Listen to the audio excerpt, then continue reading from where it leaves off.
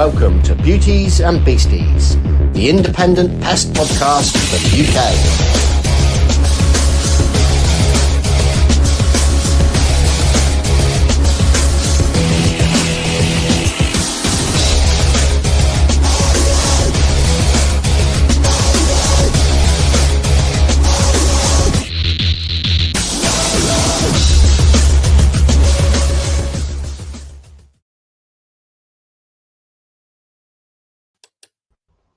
Hello. How you doing? I'm good, mate. How are you? I'm doing very well. I'm very excited about today's episode, I have to say. How's your week been, though? Up and down. It's been manic, work-wise. We've added some interesting functionality to the software, which will help people, I'm sure. Bees are obviously just going ballistic, aren't they? Absolutely ballistic. I think I've got close to a ton of honey to come off already. It's been that prolific this year. Yeah. A ton? Yeah. What are you going to do with a ton? Other than get diabetes? I've still got half a ton left from last year as well. So, and bearing in mind that the summer flow hasn't started yet, it means we're, I've sold half my bees just to get rid of them because I've got too much on and all that. Work-wise, landed another contract for the Dale's XL pigeon. Murder pigeon. Oh yeah, the XL pigeon's going to be out at work all year now, and we've put in an article in the local business magazine, and we got that back. That'll be coming out shortly, and I'm real proud of him because he's come on a long way. Ordered another young bird, so that's coming. So he's got that to train over the summer stroke winter for next season, and there's just 6 million things on the go. Al, what about your week? My week's been good. I spent last week, some of you may have seen, Lawrence did a phenomenal promotion last week. He did a Willy Wonka factory tour of the factory down in Widnes. So he sent out a whole load of golden tickets out in tubs of cilantro, and people got them, and we ended up having a couple of days looking around the factory, and I was actually a bit disappointed he didn't do the factory tour in full sort of like sing and dance Willy Wonka regalia, but you can't have everything at the end of the day. So that's probably the highlight of my last week. And this week was a bit of fun, doing a bit of, my pest control contracts over the weekend on the side. It's been an exciting week. And have you found, because I was just chatting to Hugh before we started, a big uptick in domestic work and people wanting things done very quickly before the weekend because it's the bank holiday? Have you found that? Idiots. The fucking idiots. I promise you, I don't understand why you'd wait all fucking week and then think it's 6 o'clock on a Friday night and say, I was just wondering if you could just come round and have a look. Have a fucking look. I've seen millions of fucking bees. I know what bees look like. I don't have to come and look at bees. Like, what the fuck do I need to come? Well, it would really put my mind at rest. All right, I'll come. It's 150 quid. Do you know what I mean? Like, oh, well, we didn't really want to pay you. We just wanted you to come around and have a chat with about the bees. Fuck off. Eat shit and die. That's how my week's been. Like, that's how my week's been. Yeah. Good. And look at the comments as well. Yeah. True short because everyone knows that's exactly. And I this is why I brought it up. This is why I said. I get why they do it, but they definitely would not do that to a plumber, would they? They wouldn't say, my boiler's broken. I know what I'll do. I'll wait till 6 o'clock on a Friday night to see if he wants to come round and look at my broken boiler. Like, just wouldn't fucking do it. So I think they probably would. I think the third cold sponge bath in a row. Yeah. I remember post-COVID, like literally when COVID lockdown was finishing, I got a call out saying, yeah, I did. Jasmine saying that intentionally laying the groundwork to trigger Sean there, and maybe a little bit. Maybe I'm just getting him riled up for this episode before we start off. But I remember there was a after lockdown, after COVID, I got a call in. Someone, I need these wasps gone. We're going to be opening back up tomorrow. I need these wasps gone. They're hanging in the door frame of where we are. And I was like, oh, how long's it been there? About 3 months. I was like, okay. Did you not think at any point over those 3 months this was going to become an issue? No, just didn't want to deal with it. But we open up tomorrow, and so we need it done today. It's like, okay. Yeah, fucking standard in it. But yeah, it is what it is. And then when you give them a price, they're like, kind of taken aback that you want to charge them as well. You know, we thought that you were busy doing stuff, but you wouldn't mind come around doing this for us as a favour on a Friday night, 6 o'clock. Like, I don't even fucking know you, bell end. Fuck off. So, and I'm sure we all saw your really great professional interview with the MPTA. So I'm trying to get you back up again here. Well, first of all, they must have had a brilliant editing team to make that look as good. Because even I was watching it and I was like, I can't remember saying that. Like, I literally can't remember being as professional as that. So I was kind of shocked by it. But we have had a couple of people maybe comment and apologise about my complain about me swearing. So I do need to take this opportunity to apologise to anyone who's been offended. Do I fuck off? Don't worry. If you're looking for the polite, dulcet tones of the South, listen to my voice. It's absolutely fine. If, however, rougher than a badger's ass on crack, then Sean is the one to listen to. So the thing is, it's Friday night at 7 o'clock, and it's like it's wind down week, innit? So you come home and you think, and after a week of it, I just can't come on and be professional all week. I've done it from Monday to Friday, so I've got to let my head down at some point, haven't I? And it's either this or I just don't do it. So if you don't like me swearing, I apologise, but I am what I am. It's fine. We love you for what you are, Sean. And with that, shall we bring on 2 other sweary bastards as well? Who's our guest this week, Sean? Who are we going to bring on? Well, we've got the best podcast around, coast to coast, but they weren't available, so we thought we'd get Tales from the Crawlspace on instead. So with that, we have Jack and Brad. Hey guys, how you doing? Hey! Oh my God, that was a beautiful intro, you guys. It's just so touched. It's fucking beautiful. Yeah, I am just right here, guys. Oh man, absolutely. Yeah. Would you believe not a word of this is scripted? This is our natural patter that we have. You don't say. I do. So, guys, please introduce yourselves for the listeners of the UK, because some of you, some of our listeners absolutely have heard of you and are super excited, but probably there are many others out there that haven't heard of Tales from the Crawlspace. So, please just give us a bit of an introduction. Go ahead, Brad. Okay, well, I'm Brad Harvey, and I am the dark overlord of the Facebook group Pest Control Humor Depot. Let's see, I've been in the business for about 33 years now, and I have pretty much had it with with being 100% professional all the time, and that's where the PCHD comes in.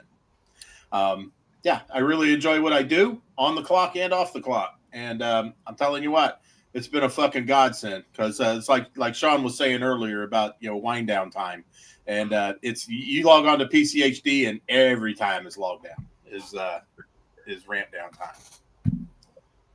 No, that's good. I've actually not. I've heard so much about this Facebook group, and I've not managed to get on it. So I really need to do that. I think a pity. You would love really it. Should. You really a should. Fucking pity, man. You would love it. Which one are you referring to there, Stuart? Or should we take a guess on this? There we go. Jack.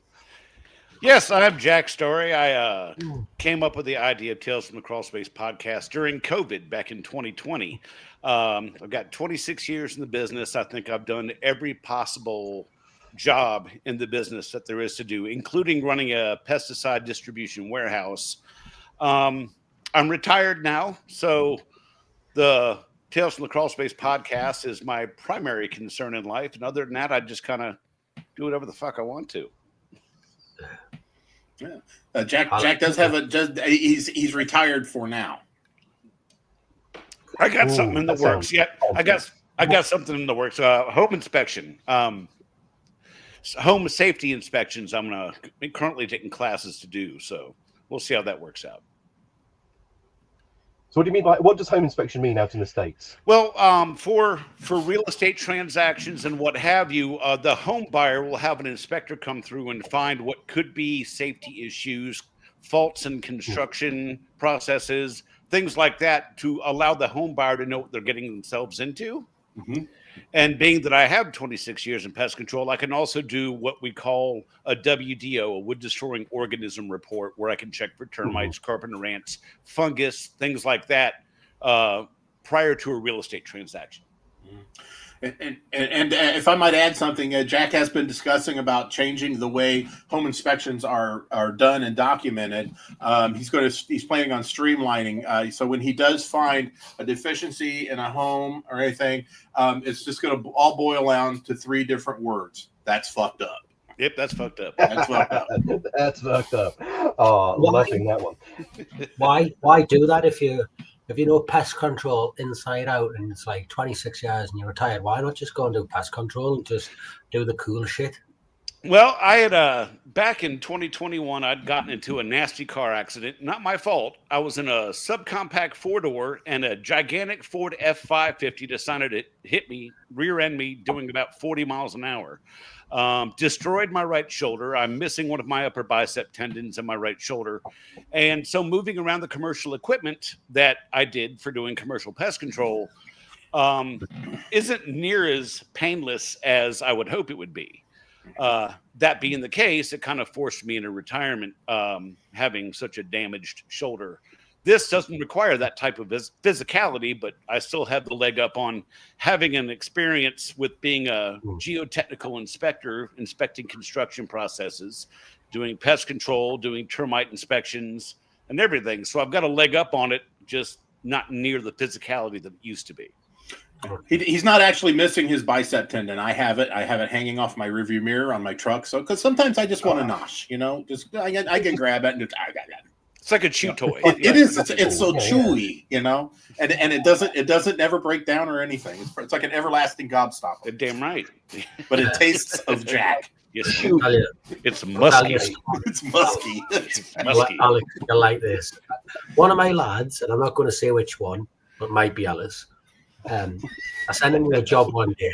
Honestly, I promise you, he's a lovely kid.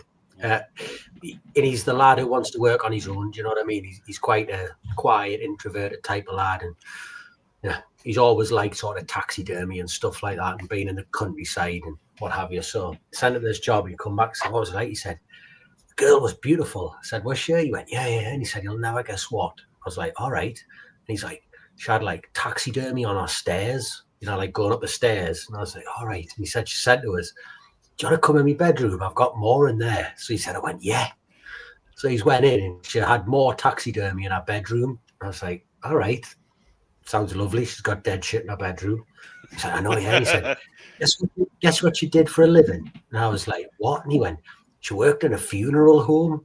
And I was like, "Right." And he went, yeah, she used to like embalm the dead bodies. And he's like, "She had some like human teeth in a jar." And I was like, "Mate, like fucking what?"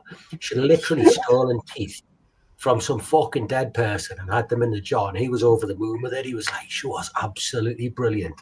It's like, no, fucking no. Yeah. Absolutely not. My spouse is a retired dental technician, so shit like that doesn't faze me. Yeah. Now, you see, during like super sexy time, that would throw me off. If I'm trying to get sunk into the back axle and I'm looking at somebody's skull and teeth in a jar, that'd fuck me up all kinds of bad. I don't think I'd be able to keep it up. You're thinking in your back of your head that you're going to be next on that dresser. Well, I'm not against getting head, but that's not exactly what I meant about it. No, it's giving. You wouldn't be getting head; you'd be giving it. Well, you'd be like, you'd look like Hannibal Lecter's fridge. It's kind of like, don't look. That's fucking creepy as shit. I just want to get my nut and get the fuck out. That's all I want to do. So, ideally, the nut as well. Right, I'm going to search this trend. You don't know how happy I am. I've told the teeth story. Jack's nickname over here in the States is the koala. He eats bushes and leaves. So, I'm gonna make this educational, but very briefly, don't worry, because I went to this museum out in Bergen in Norway, where they had sort of like all of this Viking paraphernalia and all this stuff, and they had a witcher's suit, which was basically, and I shit you not, where they had fully, someone had died and they had fully skinned him, cock and all, and the idea was, it was as a fertility ritual, is you wore the suit of this incredibly sort of like powerful man that they had skinned and embalmed post-death, and it's on display, this fucking human suit, and as part of this ritual they're like, and people would wear this in order to ensure fertility, and I was just like, yeah. No, like you really have to be game for it in order for everything to function correctly at that point, haven't you? But it was bad. They'd kick me out. They would totally kick me out of that meeting because I'd be like, "It puts the lotion on it, skin, or else it gets the hose again." Damn. Put the lotion in the lotion basket. Oh man. My idea of the perfect first date is an evening at the Mutter Museum. The what? The Mutter Museum. That's the one where they've got humans all dissected, and they've got like human steaks. Right? Oh yeah, like they dissect. By people donated their bodies. This shit's like 100. I've seen that. It's awesome. Yeah. Oh yeah. They've got a colon in there that is the fucking size of one of those Mylar ducts that you use for bedbug heat jobs. It's the damnedest thing. I've actually seen that. So that's a German guy that did all of that, isn't it? Yes. He did all of the polyresin. And I was in Amsterdam when his thing came through, and I actually sort of like saw, it's absolutely nuts because they like have this full deconstructed, like all of the circulatory system and all of the nervous system. And one of them is like a totally preserved head that's been bandsawed in half. So you walk up to it and you think, my God, there's a head in a jar. And you walk around the other side and you're like, no, I was half right. Whereas I'm looking at it and I'm like, okay, maybe 2 minutes on each side, a little salt, pepper, some garlic, Yeah. All right. So should we finish it with a little lemon? Are we sure this is Brad? Are you sure your name's not Jeffrey? I mean, yeah. Hey, it's from COVID. It's a COVID thing. Meat was hard to come by over here. Oh no, I thought you were about to blame the vaccine then for a second. But vaccine? What vaccine? It turned me into a raging cannibal again. There we go. Jenny said she'd pass, but she has no idea what a good cook I am. Yeah, that's the swing, isn't it? That's exactly the swinging point there. That's right. Not the cannibalism, So long as it is filleted and sautéed in just the right way, it doesn't matter what animal it comes from. You can't tell the difference. That's called long pork barbecue. Is what that is. Long pork barbecue. Long pork barbecue. Is it true though that cannibals like pick up diseases and get poorly if they eat too much human flesh? Is that true? Yes. Never happened to me. Okay. That I don't know, but everything I've ever read about it is they do closely. They say it's closer to pork than any other meat, so that's why they call it long pork. So yeah, I think what you're referring to there, Sean, is there's certain sort of like brain parasites that are more easily transmitted when you eat human brains. And when I was, it sounds like I travel the world a lot. I don't. When I was in Australia, I ended up, this is when I was 18, 19, ended up doing some sort of like babysitting for the people I was with and the next door neighbors. And the next door neighbors had a real fascination with Papua New Guinea. And they had all of this headhunter tribe paraphernalia all over their house. And the best thing that I found there was on the wall was this great big long pole, like this big hollow pole. And it had a bit of rope from the handle going all the way through to the pole in a loop around the other side, and a great big basket on the other side, and a great big diamond-shaped blade. And I knew exactly what it's for, but you have to ask, you're like, what's that? And they're like, yeah, well, the little Papua New Guinean tribes, what they do is they sit and they wait in a bush for someone to walk past. And then they basically flop the basket over the head, pull the cord, it pulls the basket tight, it basically chops the head off, one nice easy motion, turn the bag around, you've got your head, fuck the body on the floor, that's all fine, you're off to go and have a nice little, I don't know what you do. Brad. A lovely feast. There we go. It slices, it dices, it juliennes, and look what it does to this poor guy. Yeah. So, and the terrifyingly crazy thing is these Papua New Guinean tribes still exist, still practice headhunting. It's still a thing, don't go for long walks in the Papua New Guinean rainforest, not without a crash helmet on at the very least. Are you coming over on the little boat, Alex, or not? What's that? To where? Are they coming over on the little boat? So we've not got them ones yet. I'm going to be honest with you. If a little Papua New Guinean has gone from a little boat from Papua New Guinea and managed to get to the shores of the British Isles, fair play. They can stay. That is exactly. Yeah, not going to eat that little fella. Yeah, you worked for this, you know. The thing is, I'm a big dude, so all these little guys are running around right at penis level. So I just, I'm worried about what they want to cut off first, and that's a little disturbing. And I think that's what Sean was wanting me to say was penis. I didn't say yeah, and for Candace, if you're listening over there in Oregon, it happened at about 20 minutes and 30 seconds. That's right. We have to document this stuff because our regulations over here are just crazy. I've been upon Candace. Candace is the other half of Pestrogen podcast. Sorry, Candace, right? Yeah, Candace Nordquist. Isn't it? Because it was Jenny and Jerusha, wasn't it? And now it's Jenny and Candace. Yes. Yep. Yes. But yes, yeah. Candace is Jenny's partner now over there at Pestrogen podcast, and a great duo, dynamic. I would almost. They really are. They're awesome. But yeah.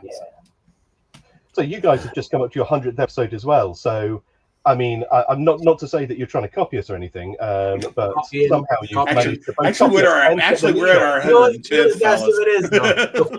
Before we earlier on, I was speaking to Alex on the phone, and he said, "Bet they bring up 100 episodes because they'll be da da da da da." And then he comes on, he's like, "Honestly, we haven't mentioned it," and he has. He's fucking spoke about it all day. I was thrilled for you guys when you guys said that shit about you guys having your 100th, and I was like, yeah, they grow up so fast because we were already about 106 when you guys had made that announcement. We took a bit of a hiatus in 2022. Mm-hmm. I had a lot of bad stuff going on that year, so we took a bit of a hiatus. So we'd be probably around 130, 140 at least if it wasn't for that hiatus. I mean, and before this long hiatus, Tales from the Crawlspace, I was not one of the hosts then. I was a guest a couple of times, but it was informative. It was educational, and it had a little bit of humor to it, and all that went straight down the shitter when I came along. And so now we're talking about penises and dildos and all this other good stuff. The stuff that pest control people really want to hear as they're driving along, because over here we don't get our what are your credit hours for educational stuff by listening to podcasts. We have to actually go sit in a stodgy, nasty room eating stale donuts and that kind of stuff. So typical Yanks. That's right. Don't ever forget that. But so why? Why? It's like you want to hear something good, something funny. You want something to take your mind off of it. We're the place. And so just tune us in when you're driving around and you just want to disconnect for a second. We're there for you. We're the proverbial tech room before and after work where all the guys get together and go, man, I had this old lady today and she showed me your tits when I got to the door. Mm-hmm. It's that kind of stories. It's all in this day and age, everybody's working remote. You got your tablet. You're not actually showing up in the shop. Yeah. Uh-huh. But now we can still get together. Even the guys that, they're solo operators, they still get to get in on the gossip about the fucked up house with the roaches on the ceiling and things like that. It's just something everybody can relate to.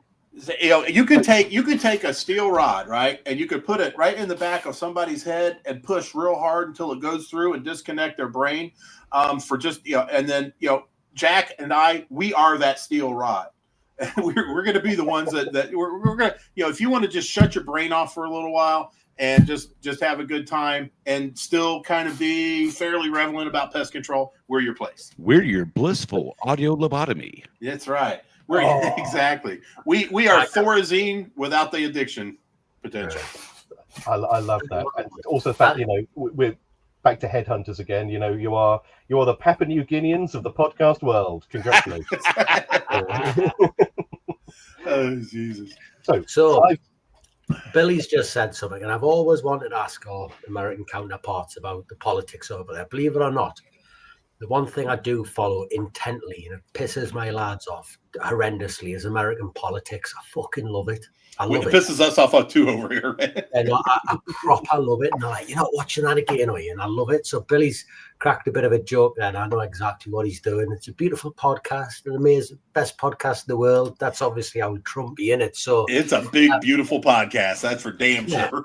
What's it like over there in terms of politics? Is it really entrenched within the people? Is it stuff which interferes with your day? Do you not mention things? Do you mention things or what? Because I only see what I see on social media. I've always wondered what it's like.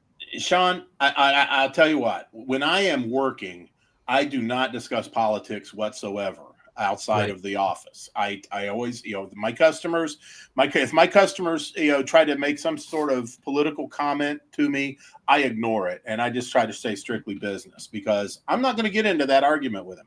Even if I agree with them on their political views, I'm not going to say a damn thing. If they've got a big Trump flag or something in their garage, I'm going to take a picture of it. And I'm going to be like, but that's about it. But after that, no, you can't, because it gets fucking ugly over here. Right. I am sorry. It is. Trump derangement syndrome is an actual thing. And, but, to be honest with you, I will, I'm not, you can pretty much guess my political affiliation, but but I don't care. Even on either side, it's crazy as fuck over here right now. And it's ridiculous. So I saw the most mad thing. I was over in America just while you guys are going through the elections. Now in the UK, when we go through our elections, you might have party political broadcast, or you might have something in the newspapers, or you might have something on social media, and it's always like, our candidate, this is what we can do for you, these are the things we can bring to the tables, these are our policies, this is what I plan to do.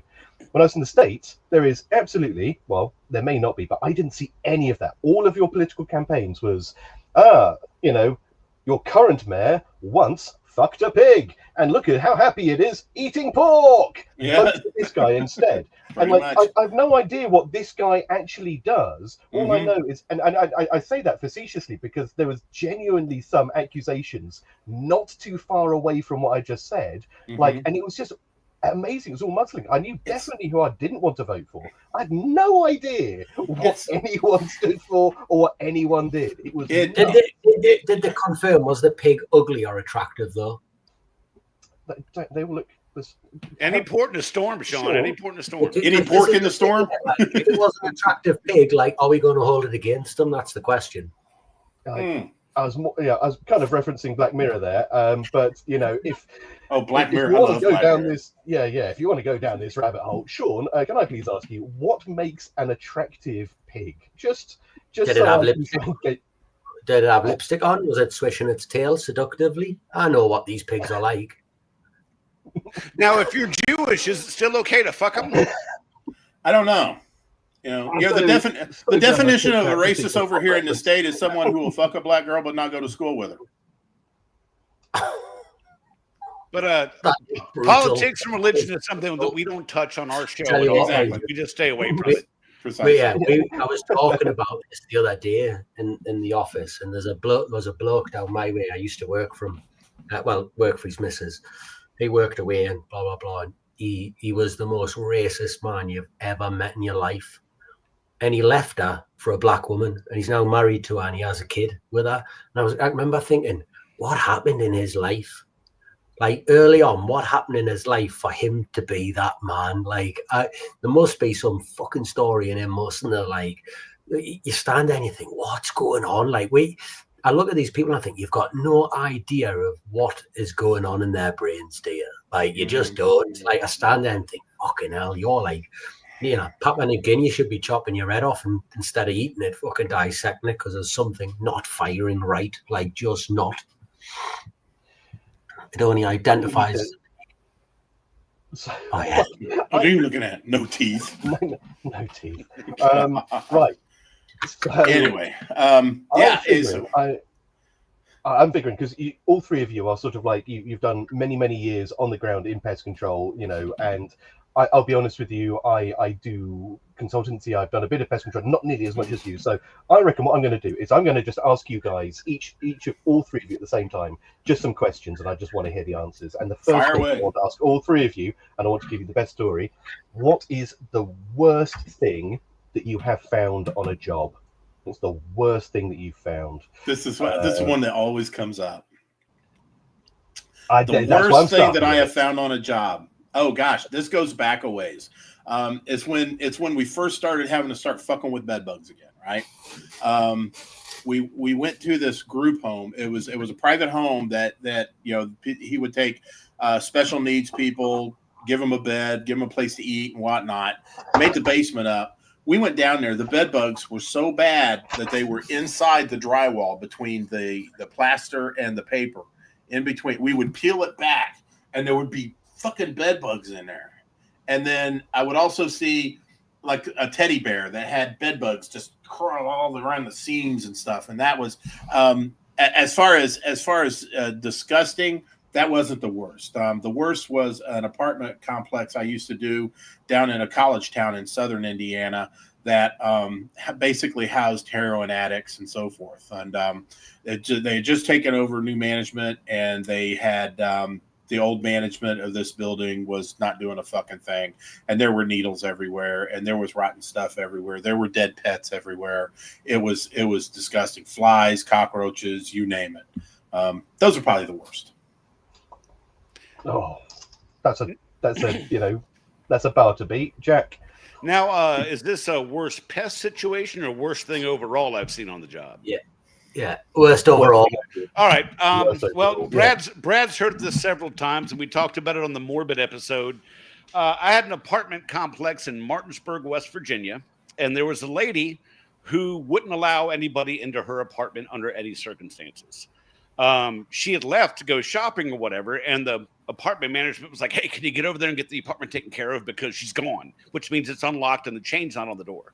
So they rushed me down there. I got in, and the room, the apartment smelled off, not bad, just off.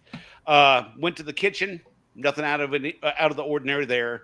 Little tiny second bedroom with a cot and like a little Christian thing over in the corner. Nothing too unusual there. Went into the bathroom, nothing unusual there. But I got to the back bedroom, and there's an older African lady dead in the bed with the covers pulled up to like right below her shoulders, and had on one of those nightgowns that had like the frilly neck to it and everything.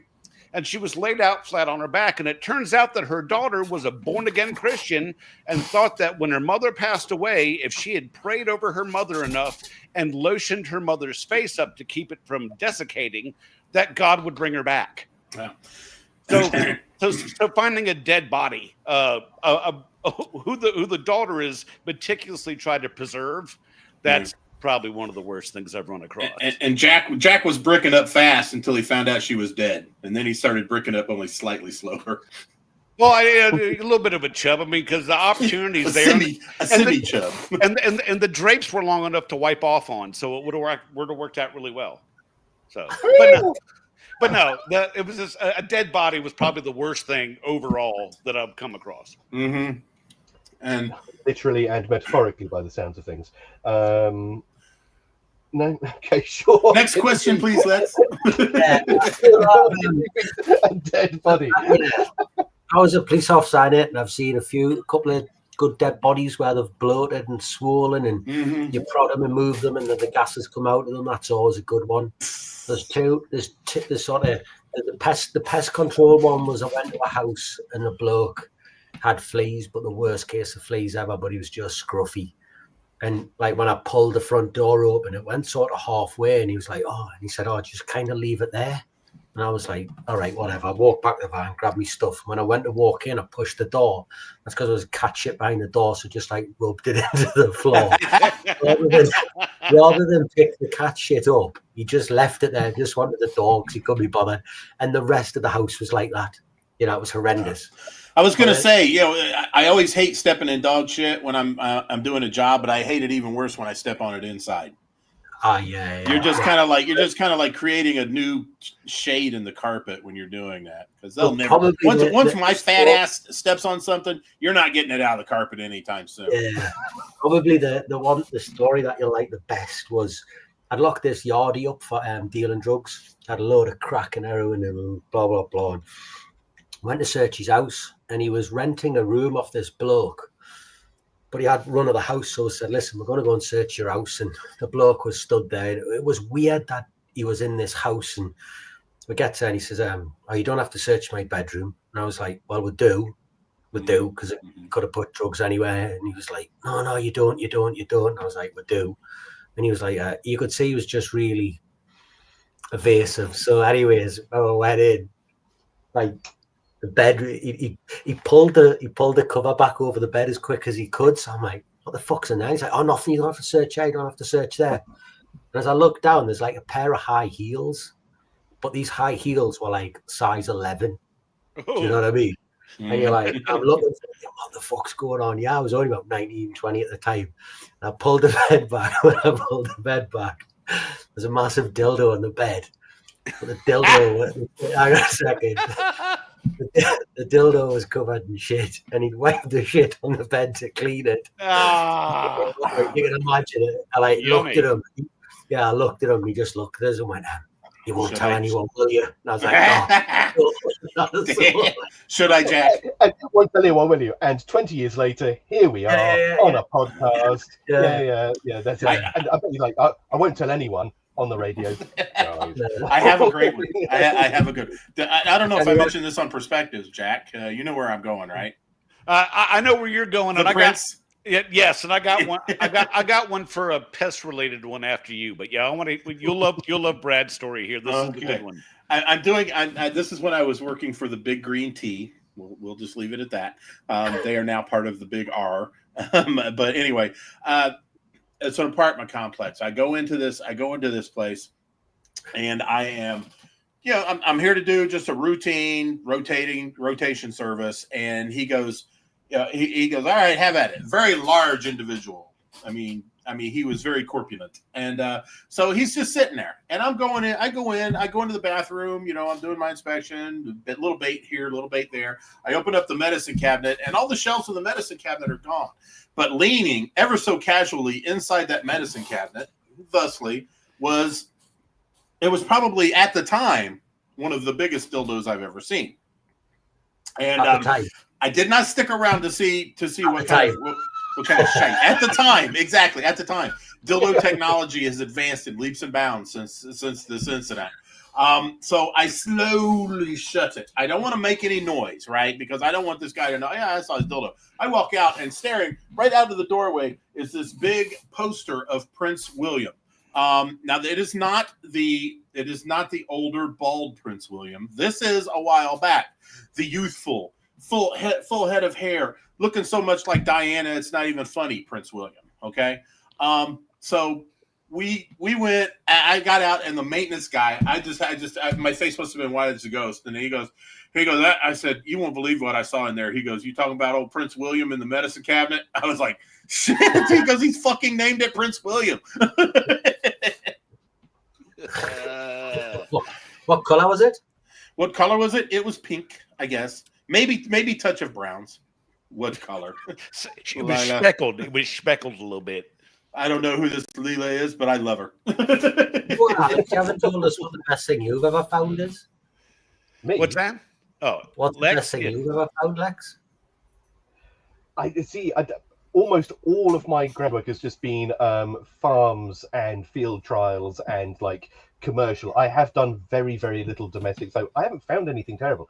Short of finding half a fox underneath a shipping container that had been baked for 3 days straight, that I was trying to fish out with a pair of grabby hooks. I've not found anything terrible like this. But did it look like it would have been in anyone's ass? And you could have poured it, so take of that as you will. It was not a nice fox. So this is why I'm saying I should ask the questions, because you have considerably more. So go on, next question, which is I'd like to know, what's the dumbest or worst bit of advice that either a pest control or the general public's given you about pest control. You know, these things, the absolutely like ridiculous things that people come out with and tell you. And, you know, when you turn up to the door and they say, oh, it's okay, the council came round and they gave me this stuff that mummifies rats or mice. What's the most barbarically stupid thing that you've been told by a member of the public to do with pests? Irish Spring. Irish Spring soap. Irish Spring soap. What? Apparently, it's the cure-all for most pest problems, according to people who want you to take the mouse outside and let it go in the yard, not expecting it to come back in the house. But apparently, Irish Spring soap, when you set it out, will deter flies, will deter mice and rats, and other things like that. Although I've personally watched a mouse chewing on a bar of Irish Spring soap. But I've found houses that had it in every single room. I'm like, what happened here? Oh, it gets rid of all the bugs. I haven't had to have pest control up until my landlord said I had to, because I was putting out all this Irish Spring soap. So yeah, Irish Spring is the absolute stupidest thing, and followed closely by diatomaceous earth. Mm-hmm. Yes. And mine, AI. Yeah. AI. Yeah. Pest control. AI and pest control. I don't like it. I'm sorry. I love the pictures. I see some very wonderfully creative images, but you know, if somebody's going to use AI, it just seems to be, I don't know. It all looks the same, and it's like, how do you delineate between it all? You know? Oh, Lex, put a quiz up for crazy things you've seen. Great. I'll get on that. You're feeling the best. Instead of Irish Spring soap, we get peppermint oil. Put peppermint oil down. I was about to say that. Oh yeah. Cotton Peppermint oil. buds with peppermint Black oil. pepper for ants. Yeah. What else do we get? Or Peppermint cayenne oil. pepper.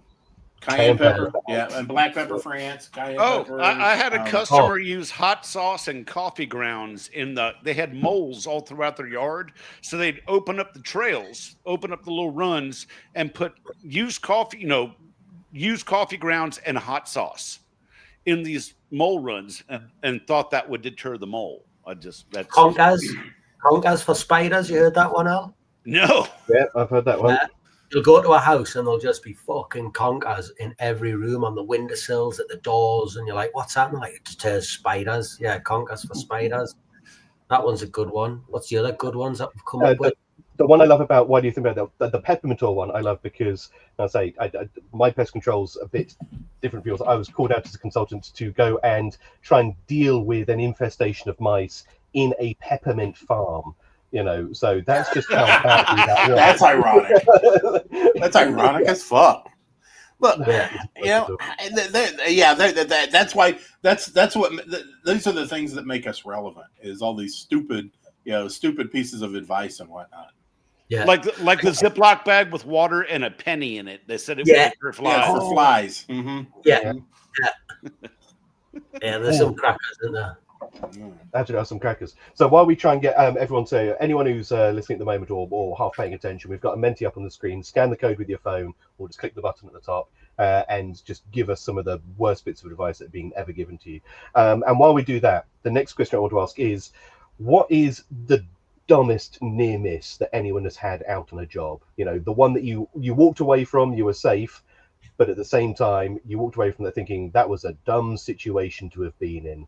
Like, how do they, so for example, I'll give you an example, going into someone's attic, missing a beam, going straight through the ceiling into their bedroom, finding yourself sat on the bed next to the homeowner because you've completely stacked it through someone's roof. I haven't done that, but I've heard plenty of people that can. What's the dumbest situation you found yourselves in? Okay. When I was working for the Big Green Tea, I was a service manager, and this homeowners had a deck that was built onto the side of the house on the second floor for the master bedroom, but they put the siding up around it as opposed to putting the header board on the siding. So it left a gap into the space between the first floor ceiling and the second floor. And bees were getting in and nesting inside that void between the second floor and the first floor ceiling, and started chewing through the sheetrock into the living room. And that when they started coming through, they put a piece of tape over top of it, and called pest control. So we showed up, and the guy I was working with just walked into the living room and yanked this piece of tape down, and the house started filling full of bees. I mean, they just come pouring out of this hole in the ceiling and just filled up the house. And everybody ran outside, and we're sitting there watching, and the air conditioner was on, so they were all going to the windows because it was cool in the house. So the only thing I could think to do was open the back door of the house, run through the house. It's 2 zones, 2 thermostats, turn it as low as humanly possible, and then get out the door and wait until all these bees would congregate in the skylights in the kitchen where all the warmth was going because the house was fucking frigid. So when they finally did that, we had to go in with like a duster pole or an aerosol little bee pole and start killing them that way. But the house was just absolutely full. All the windows were obscured by bees trying to get out the window. So yeah, there's that. Yeah. What was that? For me, I've got a similar one to that. I was doing this field trial, little house over by Reading, and the guy in the back garden, he had all these different kinds of ducks. He had chickens, he had peacocks, and everything was in these sort of like big wire cages. So you'd made these outdoors aviaries, but nothing was, it's not like a straight path this way. It wasn't like a nice grid pattern. It was just a higgledy-piggledy maze of these sort of like almost a shanty town of chicken wire and lean-tos. And in the middle of all of this was this great big water tower that the guy had made, and he'd clad all up. So he'd built a boxing around it and filled it with insulation. And I'm looking for the rats, and of course they've got footprints all over the place. I'm like, where are these? Where's the primary sort of like nest of these rats? And I've seen that there's all these footprints leading to one leg of this big water tower. I'm thinking, I wonder if they're basically going up and climbing inside the cladding where it's nice and warm, and they've made a nest actually inside this sort of like bit of boxing. So thinking nothing of it, I went to the side, undid the catches on the boxing, thinking, surprise, mother truckers, I'll get you. And of course, whipped this thing open. And as I ripped the door of this thing open, I literally peeled a wasp nest, a yellow jacket nest, in half, and just ripped it clean into. 5,000 wasps dropped to the floor. 5,000 wasps, heartbeat later, are up in the air around me. But as I say, and at this point, I decided a tactical exfiltration was the most succinct way to be. So I start running. But as I mentioned before, it's not all square. It's not all sort of like, there was no direct route out of there. I was running, and then at some point, I had to turn back on myself, run towards the crowd of angry wasps. But of course, the wasps are not so impeded by this chicken wire. They can take a direct route. Yeah. I'm running away from them, and I'm getting good pace on it. And then I turn a corner, and I find myself running back towards the bloody tower, thinking, this is not great.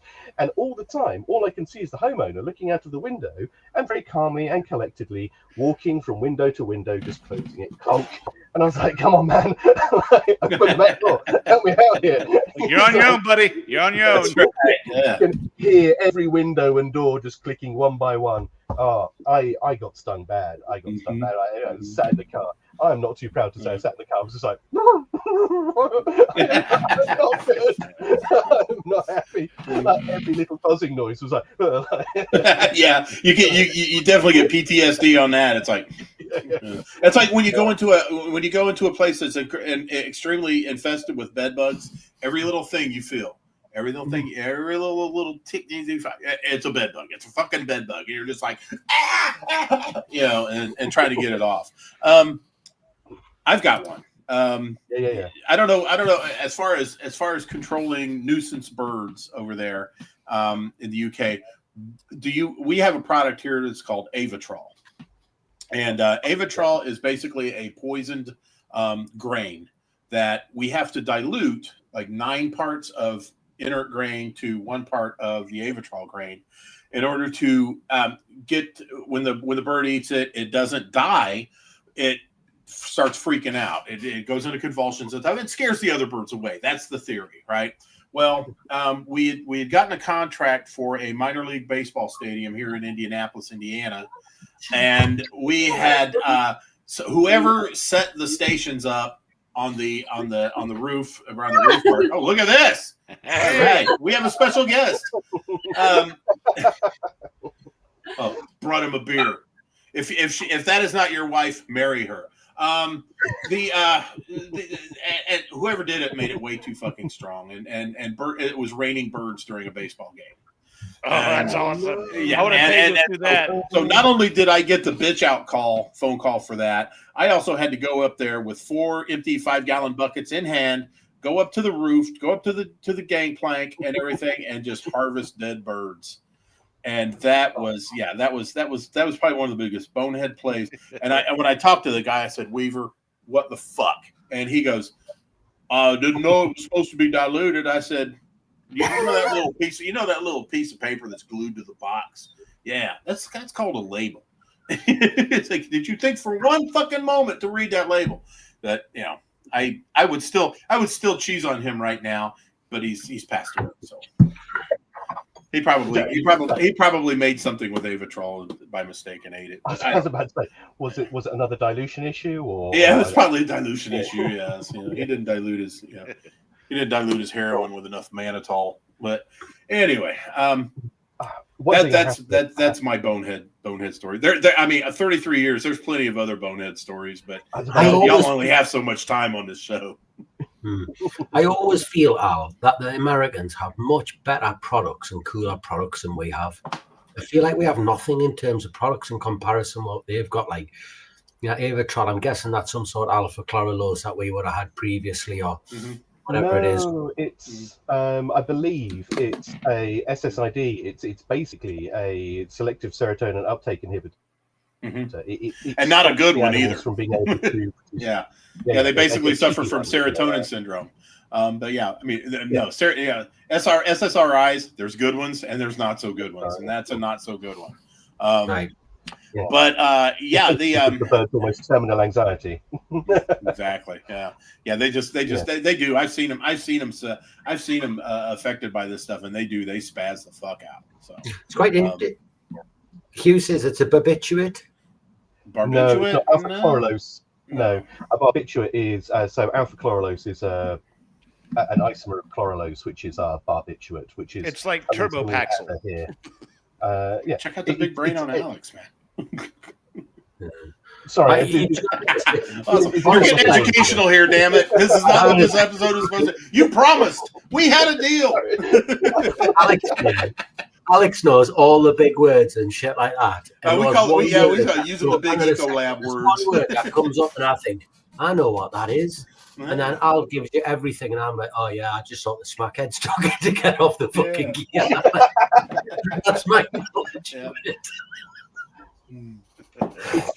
It's a medical sort of like anesthesia, which generally they use barbiturates. Veterinaries will use barbiturates, the blue juice, to put animals to sleep, because you can give a terminal anesthesia. Some anesthesias, they'll just send you to sleep. There are anesthesias that will send you so far to sleep it becomes irreversible. Tamgesic, mate?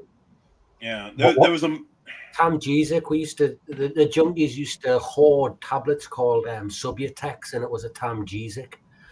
Oh gosh, I can't even remember what any of our barbiturates were called down here, because they were basically off the market before I had a chance to abuse them.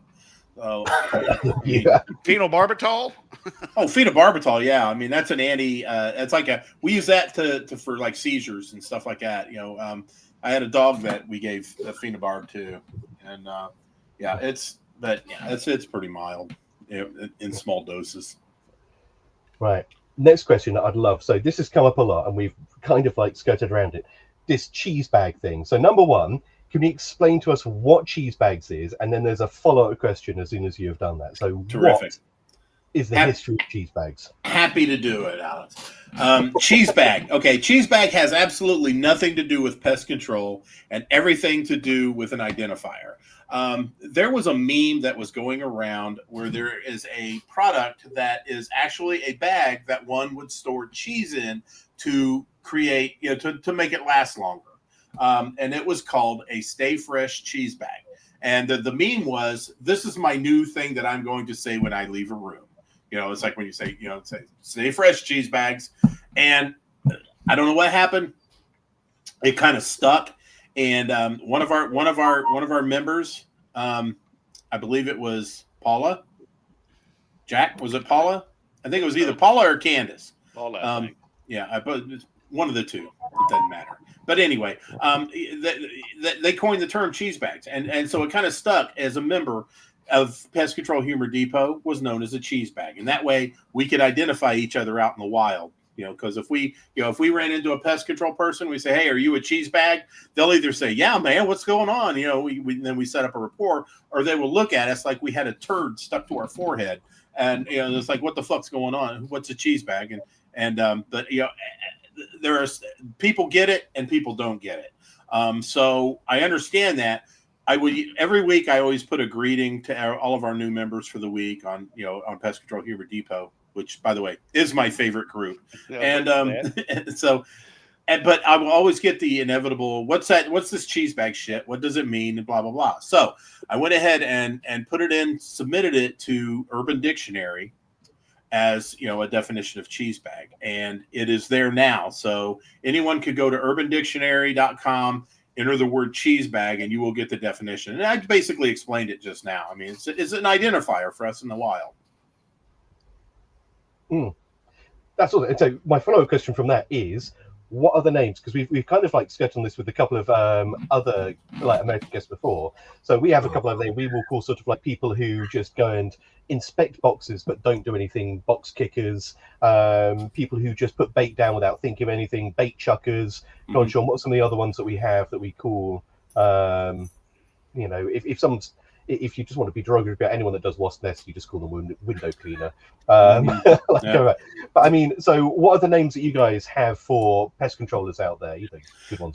Baseboard jockeys, number one. Baseboard jockeys. Those people that go with a B&G or a Chapin sprayer and just soak the baseboards down. Those are known as the entire perimeter of the house. Yep. Inside. Those are baseboard jockeys. Another one is trap runners. Trap runners are those who just kind of open it up. They may or may not see a dead mouse in there. They'll check the card off, scan the barcode, shut it off, move on to the next one. That is especially prevalent when you are covering for someone else's account. Someone goes on vacation, you got to do their stuff. You're pissed off because that's added onto your fucking route. You're going to, motherfucker, beep, and then close it and move on and just leave that damn thing to fester in there and breed maggots and stuff like that. Because then the dude comes back, the dude or dudette comes back from vacation and he opens it up. He's just like, motherfuck. And has to deal with it. And it happens a lot, so we have trap runners, baseboard jockeys, paper hangers. The guys that go to the houses where no one's home and they can't prove you didn't do the service. They just fill out the ticket hanging on the door and go to the next one without doing a service. Those are paper hangers. Yeah. Mm-hmm. Oh wow. Yeah. What was one of the other ones that Andy said? Chuck in a truck. Chuck in a truck. Yeah. That's one of the ones. Yeah. What about is it Donnie and Marie? Donnie and Marie Pest Control. Okay. That we don't, like I said, on Tales from the Crawlspace, we don't talk about religion or politics at all. It's too divisive, and we're not there for that. Mm-hmm. But Donnie and Marie, the Mormon religion has churned out any number of pest control companies, and they build them to sell them. And they have their Mormon missionary kids that just get back from their mission, blanket these neighborhoods, overpromise a pest control service with this ridiculous cancellation fee, which is generally 80% of the remaining contract value if you decide to cancel. Overpromising on a shitty cookie cutter service. Mm-hmm. And Donnie and Marie are the two most famous Mormons in the United States, Donnie and Marie Osmond. So the Osmonds, that's how the general identifier for all those Mormon companies is a Donnie and Marie company. Exactly. Yeah.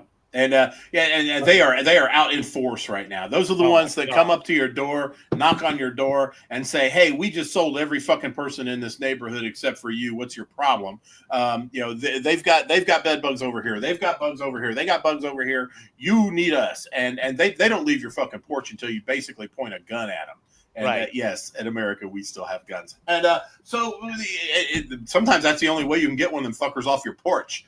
But anyway. I told them about, anally sacrificing a 95-year-old lady. And if they'd like to come in and help hold her down while I do it, that usually creeps them out to the point they leave or Or you can say, yes, please tell me about your product and your services, but if you don't mind, I'm going to masturbate the entire time. I'm going to masturbate the entire time. So I'll just say, I'm inside my front door, so if I'm tugging on it, you can't do a goddamn thing to me. Actually, property's property. If I skeet on this dude's hoverboard and his feet, that's He's on my porch. Yeah, on my exactly. Porch. Sorry about your shoes. I'm going to be brutally honest with you. Both of those two tactics that you've mentioned there, they're not specifically aimed at Donnie and Marie's. They'll work on anyone. I just have to say you don't have to reserve those for just pest controllers turning up to your door. I'm pretty certain anyone who is going to be alarmed by that. But it's so much more fun to do it to a Mormon, a straight-laced Mormon who doesn't have coffee, doesn't have tobacco, doesn't have any type of stimulant. I mean, I'll be happy to provide a stimulant for them. Dude, guys, they don't smoke, they don't drink. They're very. They actually eat relatively well. Their flesh must taste wonderful. Come on in. Let's talk a little bit more about your service. Slam, click. Oh man, but yeah. So along those lines, I'm sorry. Go ahead. Yeah. No. Go. No, I was gonna switch gears because I had another term. Meatloaf. Go on. What's meatloaf? Meatloaf. Oh yeah. When you're going along, and you open up one of those multi-catch, one of those flat multi-catch traps. You open it up, and the lever type. You go in, and it can catch several mice. Tin cats, we call them.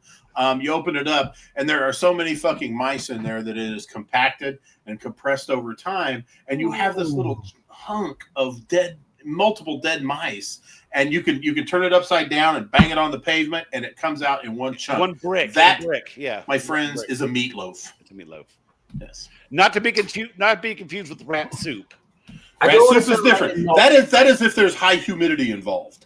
Rat soup. Why would you use a live catch trap and leave that many mice to die in that thing and not just put poison down? That's what simply put, Sean, they are not considered a live trap because they actually die fairly quickly in these.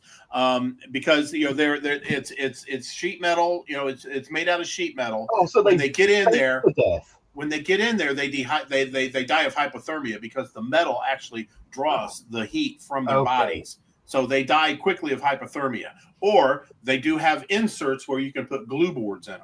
So they come in, bam, they're stuck on the glue, and hey, it's cruel, but it's cruel, but I got a mortgage. But a lot of times when you get to one that bad, it's because you've taken over an account from another company or some lazy ass who didn't check his traps, and then you got to go up and clean up after him, and there you go with a big loaf. The first thing you come across is a loaf in a warehouse between truck doors, and it's covered in dust to the point that you almost missed it because it's so dirty. But when you finally get it open up, you got this nice fragrant brick of detritus, mouse detritus. Yes. It's like opening up a fresh box of matches with the scent, with just a hint of feet, and you're just like, oh, it's horrendous. That's proper alien. What's that?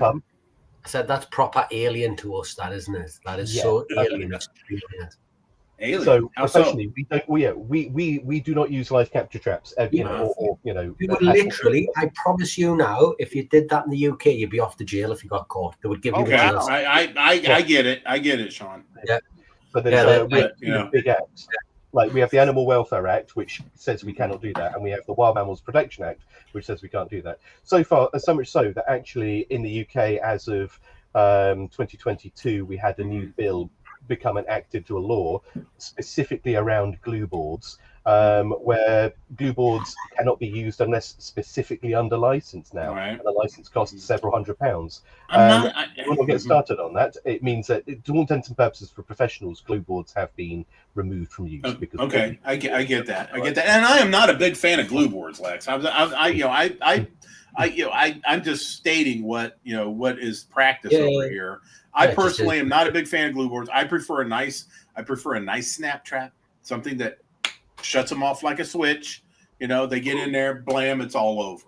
Yeah, but here's the thing, right? Listen to this, and I don't care what anyone says. Any pest control in the UK, and any person out there who is like, I don't like them because they die on glue boards.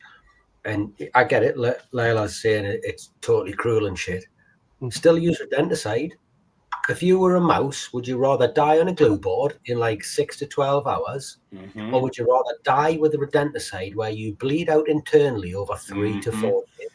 No, that's a misnomer, because you don't bleed for 3 to 4 days. The bleeding event is like acute. It happens and you die within a matter of hours. But in the meantime, like your body is leading up to that, and you're in agony. Did you feel like shit? No, with the AVKs, your lead up to that is your vitamin K reservoirs depleting, and there's no way that animal knows that it's running out of vitamin K. It's only when it goes.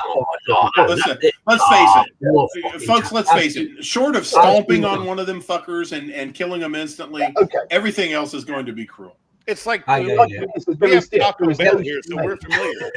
But then if you stamp on it, if a mouse run across the floor and I stamped on it, they'd go, "Fuck me, you're cruel." Oh yeah, not me, man. I'd be like, my favorite thing as far as glue boards, it's like I get gangster on them. It's like if I will find one on a glue board, I'll just kind of, and it's still alive, I will help it towards Valhalla by folding it over. Right, because basically what you're going to do is you're going to force their snout in there to help them to stop their breathing, and the whole time I'm going. The thing is, when you talk about things that have happened, I don't believe you're a pest controller until you've ran over and stamped on something to turn around and see an old lady stood at the window watching you that you wasn't expecting to be there. Like, Schultze, a good friend of mine, and I did that in an aisle of a Walmart, much to the horror of the customers. Because we pulled something out and mice were just scattering, right? And we didn't know what the hell else to do. We weren't going to let them fuckers get back into hiding, so we were just like, I mean, we were stomping them, and customers and management was like, yeah, like the shit. I was DC. The rats in Washington DC are the size of a small cat. They're really big rats, and I was doing where they take all the waste to this one central site off of New York Avenue, and that's where they haul it out of town from. And for some reason, somebody thought it was a good idea to put rodent bait stations around this area with all this trash, which made no sense to me. But this gigantic rat decided to come out of this bait station it was nesting in and attack my foot. And I had to stomp that guy like 5 times to get its head to crush. And the poor dude in the front end loader was looking at me like I was the most horrible fucking person on the planet, because I'm curb stomping a fucking rat the size of a cat in the middle of a dump. So, you know, it took several cracks to really get down through the brain pan with the heel of my boot, but you gotta do what you gotta do. Hey, the bigger the animal, the thicker the skull, you know? Yeah, well, like, this dude was a big motherfucker, dude. Yeah. Mm-hmm. I had to bludgeon one with a 2x2. Here's the thing. This is a great story. And like I was in this lumber warehouse, right? Yeah, and some wanker had put some fucking glue boards, the big glue trays behind the skids of lumber, and I could hear this sound going through there. I walk up, and there's a poor rat.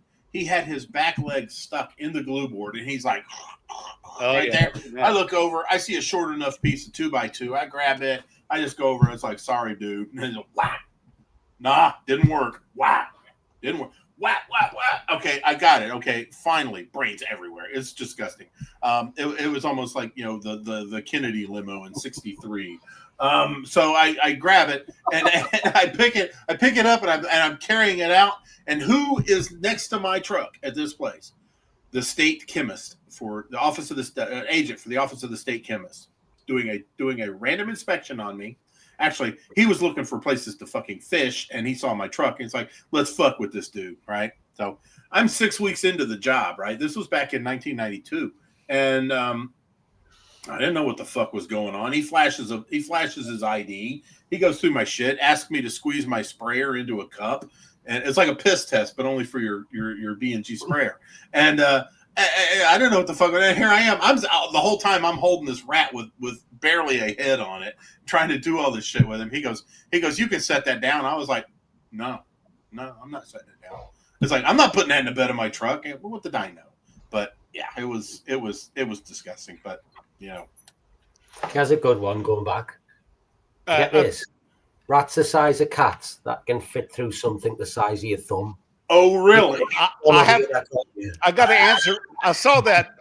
This is for Billy. 30 minutes up the road from Washington, D.C., there is Baltimore, Maryland, right on the Chesapeake Bay. A lot of roof rats, a lot of Norway rats. And that is the one city that had to outlaw something called rat fishing. The rats were large enough that what people would do is get a fishing pole, put a piece of pork chop on the end of the line, and cast it down an alley. Now, do you all have like bass fishing tournaments or anything like that in the United Kingdom? Trout fishing, like catching the biggest fish and having weigh-ins who caught the biggest fish.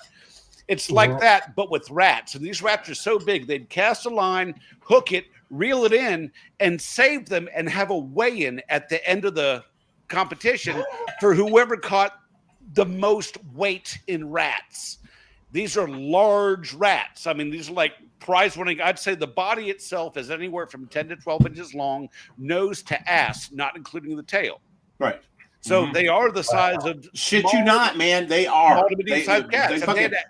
Downtown Indianapolis, you can find them that big. They had to outlaw that rat fishing. That was too inhumane. I mean, we're going to kill them anyways. Why not make a sport out of it? Might as well, for fabulous prizes, But yeah, we had to outlaw rat fishing in Baltimore, and that was happening while I was working in Baltimore, and there were some big fucking rats. And Baltimore, if you fellas don't know, Baltimore is notorious. It is the rat capital of the United States of America. Yes.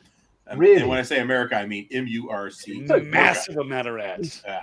Here's a question then. What is, that you've just said Baltimore there, but are there certain states which are sort of like known or notorious for being worse than others for certain yes. Okay, so what is the worst state? What's the state that you just desperately do not want to get, if you were nationally working, what is the worst state to do pest management in? Anything on the southern states. That would be Texas, Florida, Alabama, Mississippi, Oklahoma, There's no Louisiana. There's no off season. And they got some shit that will rival Australia. We're talking fire ants. We're talking Africanized bees, scorpions. What else, Jack? Help me out here. All things I keep in my office, but yeah, okay. Feral hogs. Rattlesnakes. Rattlesnakes. Yes, I got timber rattlers. Venomous pit vipers. Yes, things like that. I would have a tough time. Oh, and then top it all off with hurricanes and oppressive heat. Now, I don't want nothing to do with that. I don't want to go any farther south than Tennessee. Yes, grab your map. Armadillos carry leprosy, so there's that too. Armadillos. Yeah. Leprosy. Armadillos are cool because they look like if you took a sow bug and planted it in the ground, an armadillo would grow up. I think it's only the 5-banded ones that carry leprosy, though, isn't it? Or something like. He's got a point there, Jack. Well, there have been several cases that they found down in Texas of some of those armadillos that actually did have it. So yeah. Sorry. Nine-banded. Sorry, I know that. Did I say killer bees? Or murder hornets? Oh, I wish I would have had one of those. I would kill to get a hold of a deal with a couple murder hornets. That'd be awesome. I'd love that. I would love that. Yeah. The thing is, the conventional bee suits do not work on those. It's like you got to get one of those. You got to get one of those puffy Michelin Man type, bee suits in order to deal with those. Or and they'll still sting you right in your ass. Medieval armor. Hang on a second. Armor. Yes. Are armadillos the ones that die after they've had sex? No, I know where this is going. No. I think they are. Uh-oh. Am I setting myself up for a joke here? No, that's armadillos. That's what I thought is. I know I'd die if someone tried using an armadillo on me. Someone used an armadillo on me, I'd be kind of worried. Oh, God.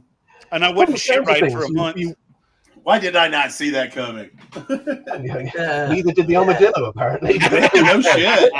It looked at Sean and he goes, "Yeah, I could do this." It's like, oh God, I regret everything. Last words. Question for you boys, and I think they'll be relatively similar, so we'll chuck them in together. Here we go. I see some people in the US carry at work. I'm guessing he's referring to guns. And then Kieran's wrote, what is your go-to dispatch weapon when you carry at work? And then someone said about a cold python. So in my head, I've got yous like proper.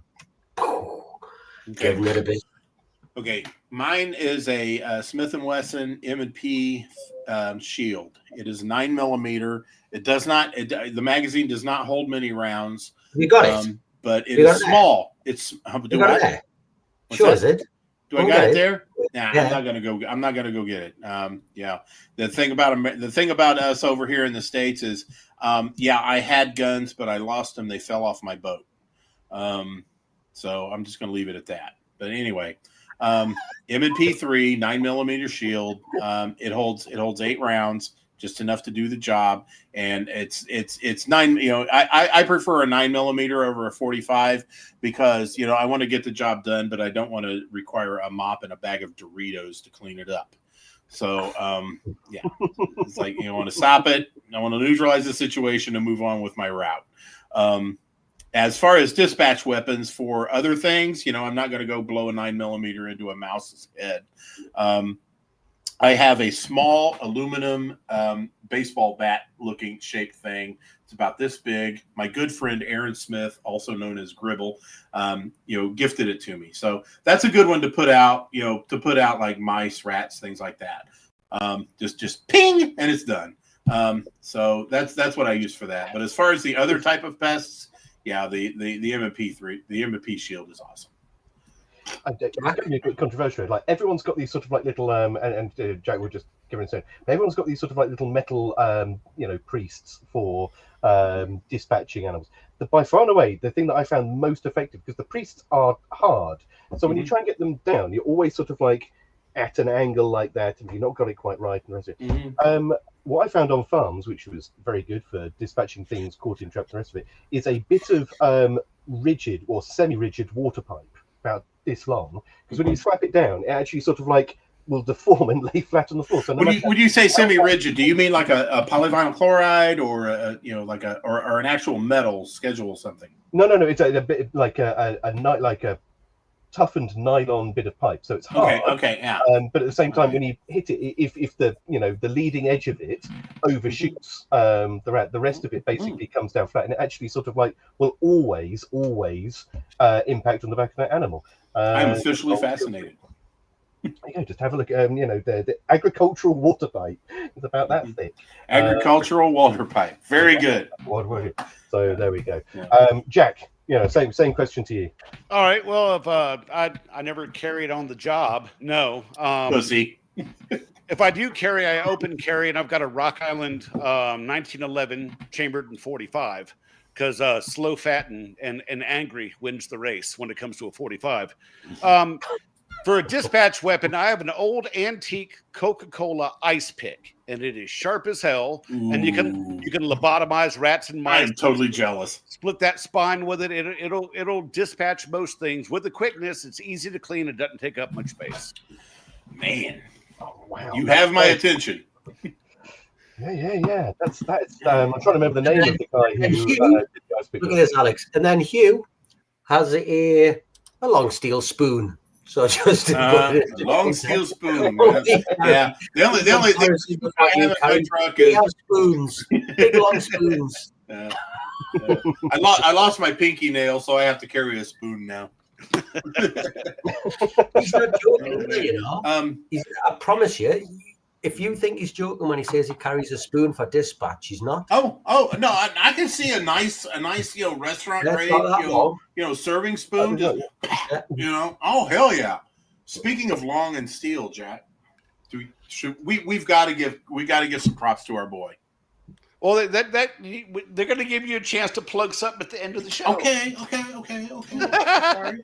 I was getting anxious. What can I say? Well, we've got about 10 minutes left, so I think we're going to turn the tables on this. We've been asking you questions. Do you have any more questions for us? Because I have a question for you, and I would like to answer in kind. So, yeah, I was about to say exactly what I was about to say. You ask us something now. Go. Okay. Go. What, you two fellows, what is it the thing that you admire most about America? You first, Sean.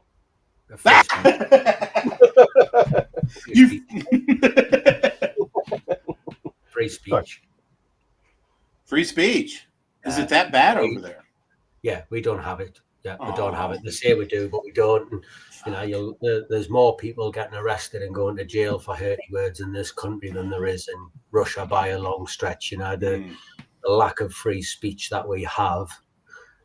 You can't say, you're not supposed to say half of the things which are important. And I think free speech is so important because I think me and Al are the prime example, aren't they? Al sits at one end, I sit at the other, and we absolutely disagree on lots of different things. But we can talk about things and not hate each other. And it doesn't even, we're in fact, I respect them more for being against it and stand up and saying, I don't agree with you. And then you're like, all right, well, let's talk about it. Mm-hmm. In this country, free speech is just not there. Lucy Connolly, without getting too political, Lucy Connolly at the minute, I think it's the biggest travesty I've ever seen in my life. But yeah, free speech. If we could have true free speech, I think we'd be a lot better for it. But they are petrified of people saying what they think. Fucking petrified. It breaks them. They just love that control, don't they? But, Sean, God bless you, man. If I did not have the ability to say what was on my mind, I would lose mine. I'd fucking explode. I'd explode. I totally would. I would. Yeah. So I feel for you, man. We get to a couple points over here where there's a difference between free speech and incitive speech. You can't yell fire in a crowded building, that kind of stuff. Can't say bomb on an airplane, right? Yeah, but you can definitely say penis on a podcast. You can say penis on a podcast, though. You sure can. But I'll light one for you, Sean. Lex, what about you? I worry that at some point I'll say something on a podcast or I'll say something where they'll come and knock on my door. Like I do worry about. Yeah. I'm sorry to quote your term. Fuck's sake. It's like George Orwell's 1984. Big Brother's watching you. Big Brother is watching. Yeah. I mean, it watches now. I mean, hell, Facebook. Big Zuck's watching, but he can suck my dick. So. I think I can hear someone knocking on your door right now. All right. He can keep knocking. I'll masturbate while he's telling me what's going on. It'll be the last door to knock on. I promise you that. Damn, dude. Mine. I'm going to go a different beat, and you can see very much the difference in Sean and I's philosophy. The thing that I like about America is, and I'm going to preface this with, there was a statistic came out a little while back that said something like almost a quarter to a third of Americans don't have a passport. And when I first heard that, I thought, my God, that's sort of like that's a big number of people not to have a passport, not to do traveling. And then I asked a couple of people, I looked around, and they said, actually no, it's because if you have a look at America, it's such a varied landmass that if you want to go skiing in Europe, you go to the Alps, but in America you can go Vermont, or that's it. If you want to go mountaineering, you go here. If you want to go sort of like play in the desert, you want to go here. If you want to go casino, if you want to do something, it's all there. You don't actually need to leave because you have all of the different geographies you need. All of that. So actually the thing that I like about America, okay, you guys lack culture, let's not beat around the bush, but in terms of geography, in terms of like travel, I mean, then there's everything that you need there. Right. And for someone who's done a lot of traveling, one of the things that stresses me out the most is language. I am not good at languages. So I've gone to these wonderful places and I'm terrified of public transport because I'm convinced I'm going to get on a bus and end up in the gulag somewhere. So the thought of having a country which has everything that you need, that has a common language, a common currency and a common culture, that's what I really like. That's what I quite like about that whole enterprise. So there we go. That's the thing I like about States. Awesome. Yeah, exactly. And the thing about that is that we can actually get on a plane and head across another country, land and still be in America and not need that passport. Yep. Alaska, Hawaii, even Puerto Rico. We don't need a passport to go to Puerto Rico. But and soon we won't need a passport to go to Greenland, but we'll get into that later. But the one thing that there's two things that I admire and I really appreciate from Britain, the UK. One is Led Zeppelin. God, Led Zeppelin and Pink Floyd. Yeah. The brick in the wall. And that, oh my God, brick in the wall, my ass. Let's talk. Wish you were here. Dark Side of the Moon, and Dark Side of the Moon, Animals. That's my shit, man. Fuck me, man. I cut my teeth on Pink Floyd when I was just a tot in grade school, and my mom brought home Adam Hart Mother, and I was hooked. And just because there was cows on the album cover, but no, the British invasion, it changed everything. Not only did and I'm serious about this, because not only with the music, the music brought a message, the message brought change, and I think it brought a lot of change to us, and I thought it was great. But you guys can fucking keep Eric Clapton though. He's the most overrated guitarist in the fucking world.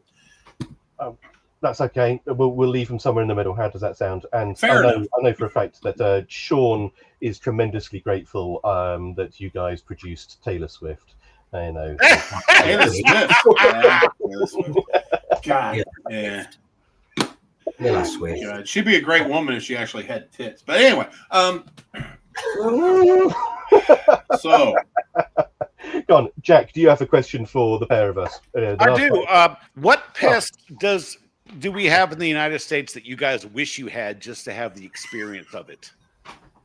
Raccoons. Not because I think they're a pest. I just think raccoons are amazing. I'd love to have raccoons. Little trash pandas, yeah. I was attacked by a raccoon on vacation last year. He was in the he was actually a witness to it. I was offhand. It was 3 a.m. I'm sitting there on the patio at the resort. I'm drinking coffee. I'm hitting up. We're chatting with Jack, and all of a sudden I feel on my leg something grab, and I hear. I look down. It's a goddamn raccoon. So I get up, right, and I got no shoes on, so I can't kick it, right. And so he kind of scurries off about halfway across the patio. I take that fucking chair and I just bang him right on there. He takes off. I'm just like, I walk in, I ran back into the condo only because I spilled my coffee and I wanted more. And I was like, Jack, you wouldn't fucking believe what just happened. Yeah. God. So yeah, fuck raccoons. This is a difficult one for me because in this country we got the Hunting Act in 2005, which means that we can no longer pretty much hunt any mammal with a dog, and that's what I was brought up on, cut me teeth on. So everything that I would have done when I was younger is gone, and the one thing I would love to do properly is go and hunt wild pigs with dogs. I'd love to do that, whether it's New Zealand or America, wherever it is. So I would love us to have more. We've got wild pigs in this country in a couple of areas, but it's still, even though we've got them, I don't feel like we've got them. We can do anything with them the way you guys could, because I've seen them dogs and the way they behave and the way they work them and the way and I'm like, I need to be part of that at some point.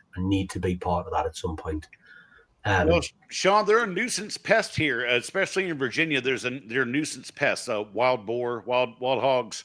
And there's no limit on how many you can kill or how you kill them, as long as you're not putting anybody in danger and you're hunting on land where you're allowed to. Most farmers will be like, yeah, get them off my land. So you can bring your dogs, you can bring your hand cannon or a Colt Python, whatever, and kill them. And you're going to need that hand cannon, because if you don't get them the first time around, they're coming for you. They're mean little bastards.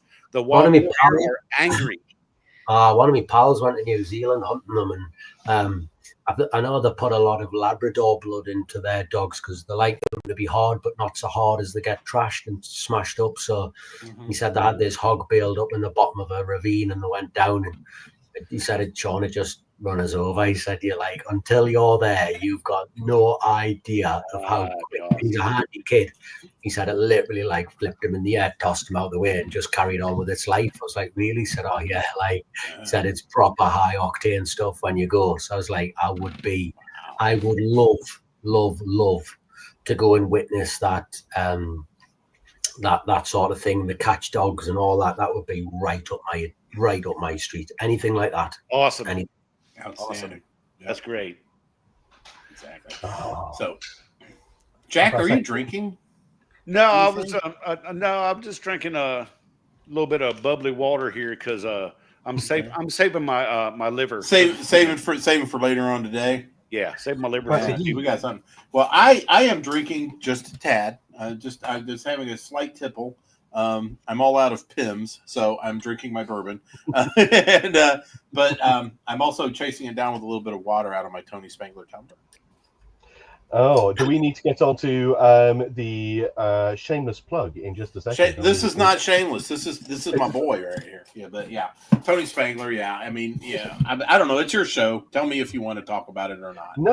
We talk about it in a second. But yeah, the last sensible thing I'll say before we get onto those big three questions is no. It's Tales from the Crawlspace and your podcast. The Facebook Depot, Humor Depot. All of these things show that there's a real appetite for like community in our group. People think of our industry as being a collection of people who are loners. We're lone workers. You know, we don't talk to people. We've got to be a bit weird because we like going out. We go killing things. But we've had so many episodes recently. We've had Marcus Scruggs on talking about his sort of like community of people that he's made and sort of like pulled together through gaming. We've got the Pest Control Humor Depot, as you said before, where people come and unwind. There's these podcasts that people listen to. I think there's a real thing that we all feel that we are out here on our own, doing our own thing, but the reality is we're not. We're a flotilla of one-man dinghies, but actually there's an armada of us, and we're all going in the same direction, and we're not so far away from each other that we can't talk. So, you know, my final words of wisdom, or if I take the sensible hat off, is these things are great, and reach out to people and talk and introduce them to these communities and share them around, and, you know, don't spend your day sat by yourself in total silence driving 200 miles. There's so many people out there that share your sense of humor and share your passion for your job. So, you know, share that, be a part of it. And there we go. That is, thank you very much for saying that, Alex, because that is exactly what I wanted when we started Pest Control Humor Depot. It was, I mean, we're getting to the point where we were pretty much all on our own. Things were getting electronic, paperless. We didn't have to turn in reports every day, so we didn't have a chance to get together around a pot of coffee and you know, a cigarette and just talk, you know, as a team. So it became more and more disjointed, and then COVID came around and it got even worse. So, you know, that was one of the things. And to be honest with you, to start, you know, when I started this Pest Control Depot, it was because of somebody else's Facebook group that was posting memes. I wanted to post some memes. He wouldn't let me because no, these memes are my own. So fuck him. I'm going to start my own. Josh, one of the guys that worked, at my company, at the company I was at, you know, said, "Why don't you start your own?" I said, "Yeah, I'd already thought about that, but yeah, let's do this." So on January 18th, 2020, it fired up, and it's just snowballed since then. We're close to 11,000 Cheesebags right now, and it is the break room right now. Was it Pest Cemetery that wouldn't let you copy the memes? Negative. It was Pest Control memes. Right. And so we actually started off. So what I did is like, fuck you. I'm going to call this Pest Control Meme Depot, where anybody can put a meme in, share it and stuff. But it became so much more than memes. People were putting stories in, videos in, talking about their shit. So it's like, and all this shit's funny. So I said, let's call it Pest Control Humor Depot. And then so we got on that, and I guess Pest Control Humor Depot was too much of a fucking mouthful for everybody. So we condensed it to PCHD. And then we put magnets out, you know, those little oval magnets, you know, like the other ones, you know, Virtue Signal. I ran a marathon magnet, you know, stickers and stuff you see on people's cars, 26.2. Ours is different. And so that's also an identifier for those that don't go with Cheesebag stuff. Yeah, it's been incredible. It's been a fucking hell of a ride. And I'm just grateful to everybody. When things go down, when things happen, they pull together. We all pull together, and oh shit, it's amazing. And we take care of our own. We look after exactly. each other. And Tales from the Crawlspace is like the perfect pair with it. I can't tell you how many people that have messaged me and said, "Man, I thought I was alone out here with these experiences, what's going on. And I've been listening to your show, and I can relate to so much of it. And it's entertaining. I can shut my technical brain off and just enjoy the ride from stop to stop, from client to client. And we get those messages all the time, and that's what keeps us going. We don't make dime one off this show. No. At all. Or the depot. I mean, we're a little too caustic for people to want to sponsor, which is fine with me. Yeah. I'm not compromising our show for that. So, yeah. And I take my hat off to you two fine gentlemen for allowing us to be on your show. Yeah. Because there's a lot of podcasts that will not fucking touch us. Nope. Why? Why? Yeah. Because they lack the testicular fortitude that you two individuals have. Because we say what we want, and they say what their sponsors want. Yeah. A lot of people out there are just interested in listening to some of these podcasts to help better themselves, to help grow the companies, and that's fine. To do all this other good shit. And that is perfectly fine. But sometimes you just got to disconnect, and that's where we come in. And we're going to talk about. We're the ones that talks about the Prince William dildo in the fucking medicine cabinet, or the chick, or the customer that hit on them, or that kind of stuff, or the gross shit that you found in somebody's home, crawl space, yard, whatever. Those are the things that everybody talks about in the morning when they're drinking their coffee and smoking their fag. And that's what we have. I had to throw a term in. But anyway, this is that's what we're here for. And if I think that it's an important part of it all. I think it's just as important as the training, the marketing, everything like that. You got to keep your people happy and well adjusted. And I think that's where Jack and I come in. Yeah, absolutely. And when you say, Jack, people reaching out to you, but before, in the early days of Sean and I starting this up, we ran, I think we still do, and it's not many people turn up to it, so some people still do. We do a Friday night live chat, and some people come in just to sort of have a chat and laugh to you. It's only half a dozen, or at the most a dozen, but it's there if you want it. And that was set up for exactly the same reason. That's during COVID, I'd get some phone calls from some folks, and people that I'd sort of I'd spoken to, but not a lot, and they'd just be like, I'm having a bad day. And I'm like, that's awful to hear, man. What's up? And it turns out that they've been back on the tools, but they'd be turning up to people's houses, and because it's COVID, they were looking through the window, being like, don't come in, do your thing. And they'd go all day without seeing sort of another human being. And then, of course, they'd go home and they're isolating, so they wouldn't see anyone at home, and they'd go out to work the next day and they'd see people, but people didn't want to be anywhere near them. And because as a community we are quite gregarious and most of us do enjoy a chat, apart from maybe Ellis, it was very difficult to see people but not have that connection. So it's good that we have these tools now, because isolation is a choice, not it is. I think everybody felt alone. Really, over here, I mean, everybody that was considered an essential worker over here in the States, we became our own community. Unfortunately, that has broken down in the past 5 years. But we would, I would be driving around, running my route and whatnot. I would pull up to a drive up to get me something to eat. And the people that were working behind there, I could tell they were tired, they were exhausted, they were overworked. But I got the freshest food, and I got a look from them that were like, yeah, we're in this together, and it was just you'd nod, they'd nod. And, but the best part about the whole thing was driving around on the roads. We had our interstates. It was, man. It was like Mad Max Road Warrior shit. It's I could drive fucking 90 on a goddamn interstate, and there wasn't any cops around because they didn't want to come in near me because I'm an essential worker. I may have the COVID. So, it's they just fucking. And the funny thing was, I did not catch the Rona until after this all blew over. It was 2021. I fucking nailed it, man. It was hideous. But yeah, I was out for about 10 days and I didn't get paid, so fuck them. Scarlet letter, fuck you. So awesome. Right. Sean, have you got any big questions to close, or should we bring the big three out? Close. We're over now? Fuck. Yeah, I think you're right. We are over time. Shit. Yeah. Sorry, sure.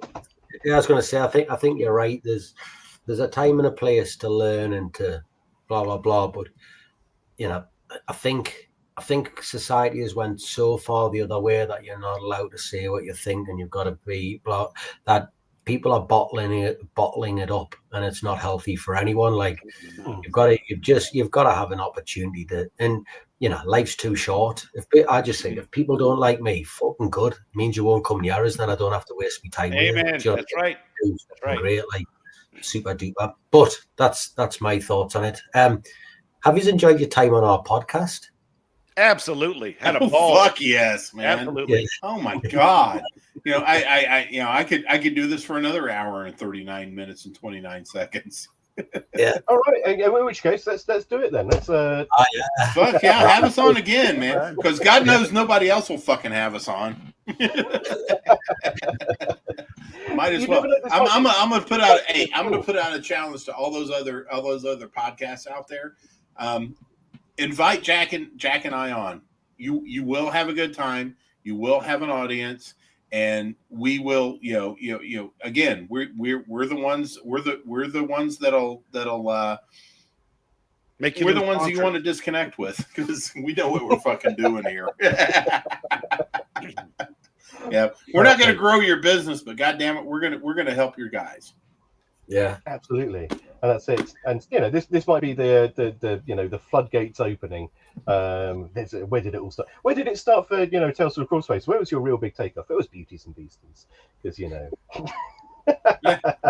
Exactly. There we go. Yeah, this is the starter, and we won't forget. Tony Spangler tumblers.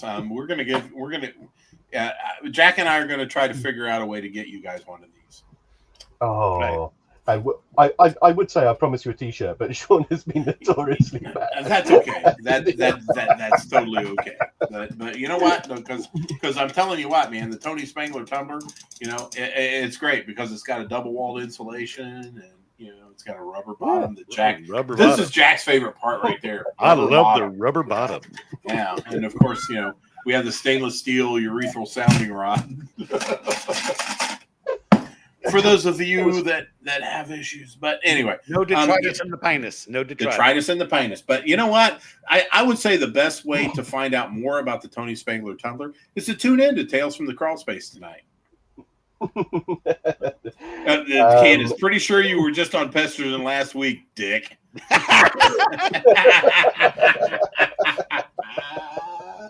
Oh man. Candace called us that because of her latent desires. I think there's going to be a shallow grave with a tumbler, and a urethral sounding rod sticking out the top of it, isn't it? From the sound of it. Exactly. Yeah, you're gonna have to bury me 6 foot 8 inches deep. So, yeah. It's like that age-old question, isn't it? What do you call them? What do you make a man for breakfast who's got a magic penis? Anything he wants. I was about to say, can you make me an egg, bacon, and chips, please?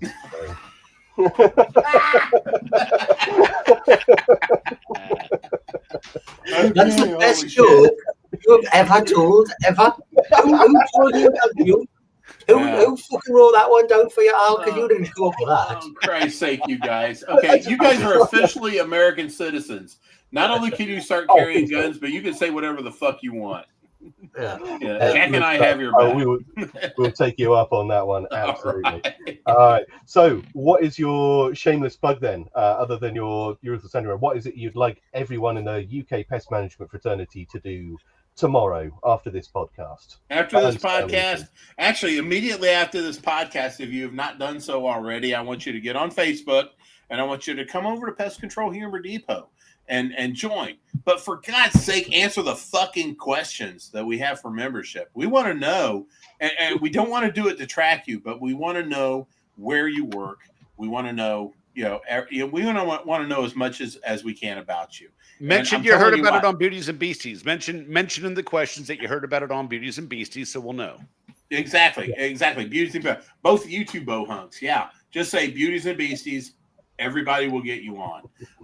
But yeah, please join us. You will not be disappointed. You'll get some good old humor. We have people from all over the world on there, not just America. There is the there's there's the UK, our second most popular, our second most biggest country that we have Cheesebags in is Australia, believe it or not. Not even Canada, Really? because apparently Canada doesn't like us anymore. But it's that. So yeah, Pest Control Humor Depot. Do a search on Facebook, find us, join us. We're there. And anyone who's looking for that, actually, if you go onto the Facebook page, we have put a link in the comments for you to quickly and easily find that. Oh, God bless at you. your leisure. So there we go. That went up about half an hour ago, actually.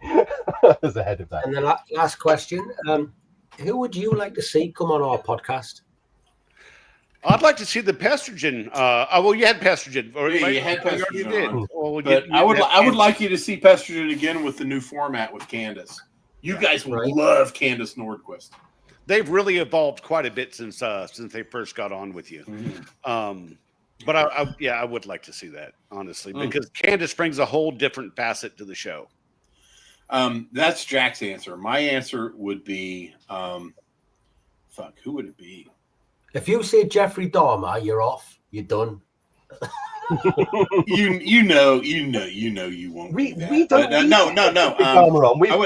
I would actually say Russell Goswiller. Oh yeah. The Crusader of Contempt. Yeah, he's good. Exactly. Check him out on Instagram. Oh no, check him out. Check him out on Instagram, I believe it is, and he has got some fucking videos that will. Oh yeah. On PCHD, more so on Instagram, you can find him. But Russell Goswiller. He does Gosswiller. He does these videos where Conan-esque. He takes these Conan with a bit of a Crusader type voice to him about killing the six-legged Jezebels of the sky. He is totally my man crush. Exactly. Bringing righteous fury. Does he speak like he is Samuel L. Jackson from Pulp Fiction? Did he say righteous fury? Yes. That is him. Kind of like that. Kind of like that. So I walk alone in the fields of contempt. Just all my six-legged Jezebels of the sky will die. It's beautiful. It is beautiful. Oh, that's amazing. Okay, I'm not sure how I deal with that. I think I'd either be enraptured or just like. I would say have a towel handy. Yeah. Okay. A moist towelette. A towel or a moist towelette. Depending on your philosophical bent there. Or the crispy sock that Sean keeps. Or testicular capacity. You may need a bigger towel. So yeah, just lay the newspaper out on the floor. You can make as much of a mess as you want. That's right. Good point. And I think I need to get that on a t-shirt. Put down a towel, have fun.